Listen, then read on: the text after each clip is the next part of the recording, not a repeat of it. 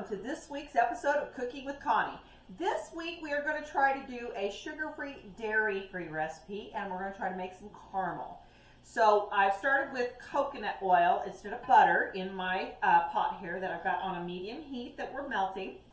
Then we've got our sugar-free golden monk fruit allulose that we're going to be using.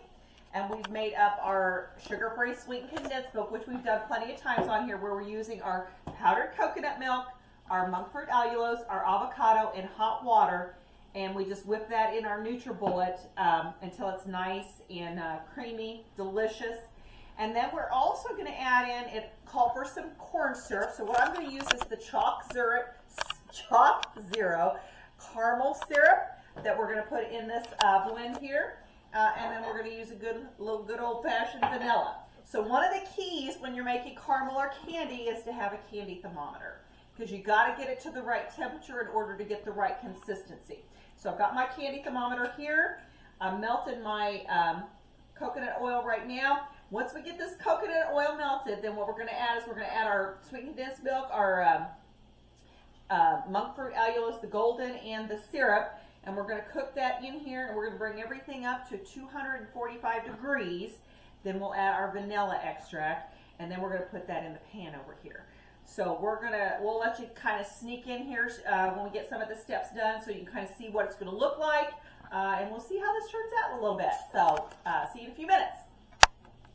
Okay, guys, so we've had this cooking, and we are at about 240 degrees right now.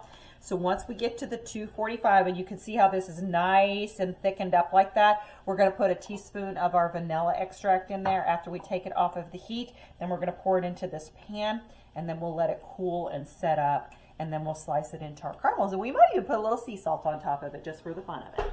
So we'll be back once this gets totally completed, but you can kind of see this process and what this is going to look like.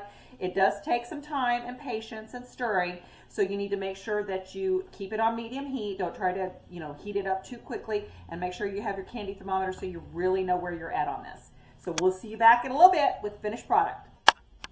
Hey guys, check out these dairy-free, sugar-free caramels. Look how yummy those look. You could do this. You could put some nuts in it the next time, so you can make like the turtle stuff. You can do a lot with this recipe. But this is a dairy-free version of a delicious caramel that's sugar-free. So our friends that need to watch the dairy, here's a great recipe for you for this holiday season. So remember, check out Cooking with Connie. Like, share, subscribe so you don't miss any of our gluten-free, sugar-free recipes. And make sure to make good choices this week.